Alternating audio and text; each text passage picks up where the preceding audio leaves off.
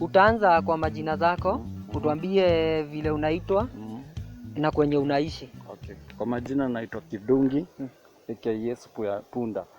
Na kwa kweli naishi huko upande wa Molem.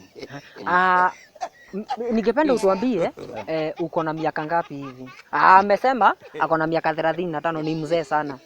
Ningependa utuambie umesoma hadi wapi hivi, kama umefika university ama umesema amesema yeye hata hakuenda shule, hajaiona hata vitabu, hajaiona hata kalamu. Na ningependa utuambie kama uko na watu wenyu, watu wanaweza wasaidia nini. Amesema hana watu wao, yeye anaishi kwa street, analalanga nje, anakulanga tu chakula hizi za kuokota nini. Sasa ningetaka utuambie, maybe kuna watu wa serikali wanatusikiza, uambie venye ungetaka wakusaidie, kama ungetaka wakutoe kwa street nini.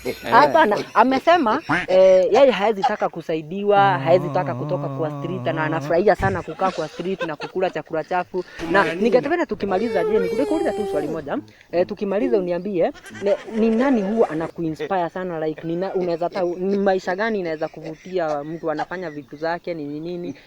Amesema yeye angetaka kuwa mwizi, vitu kama hizo. Si utulia, nini tunafanya interview.